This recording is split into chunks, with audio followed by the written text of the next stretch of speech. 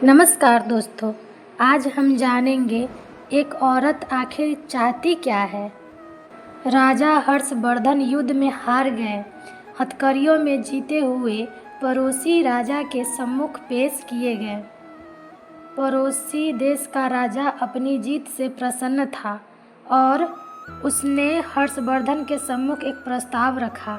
यदि तुम एक प्रश्न का जवाब हमें लाकर दे दोगे तो हम तुम्हारा राज्य लौटा देंगे, अन्यथा उम्र कैद के लिए तैयार रहो।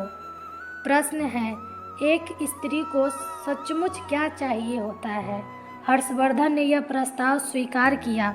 वे जगह जगह जाकर विद्वानों और तमाम घरेलू स्त्रियों से लेकर नृत्यांगनाओं, वेश्याओं, दासियों और रानियों, साध्वी सब से मिले और जानना चाहा कि एक स्त्री को सचमुच क्या चाहिए होता है।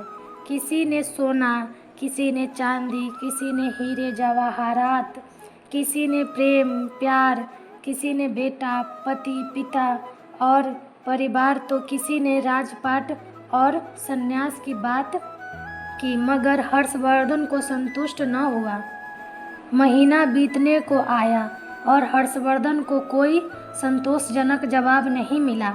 किसी ने सुझाया कि दूर देश में एक जादूगरनी रहती है, उसके पास हर चीज़ का जवाब होता है, शायद उसके पास इस प्रश्न का भी जवाब हो। हर्षवर्धन अपने मित्र सिद्धराज के साथ जादूगरनी के पास गए और अपना प्रश्न दोहराया।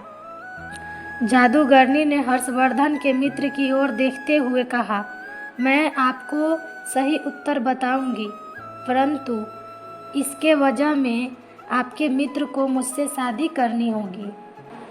जादूगरनी बुढ़िया तो थी ही, बेहद खूबसूरत थी।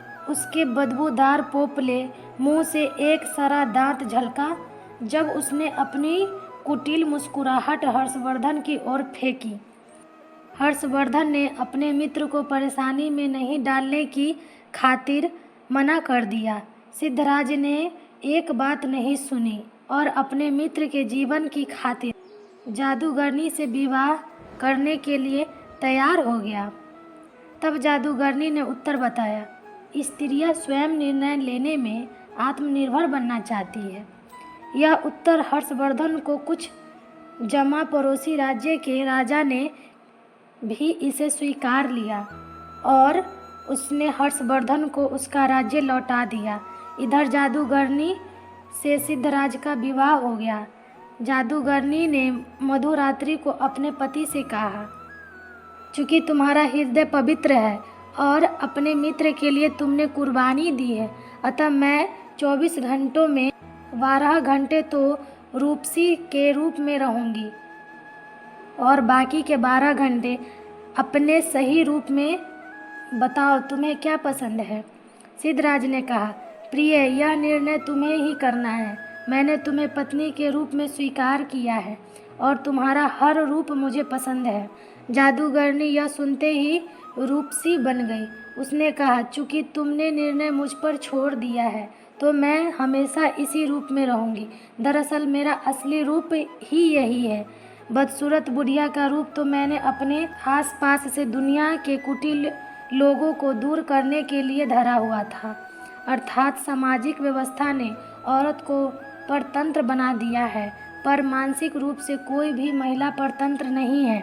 इसीलिए जो लोग पत्नी को घर की मालकिन बना देते हैं वे अक्सर सुखी देखे जाते हैं। आप उसे मालकिन भले ही ना बनाएं, पर उसकी ज़िंदगी के एक हिस्से को मुक्त कर दें, उसे उस हिस्से से जुड़े निर्णय लेने दें।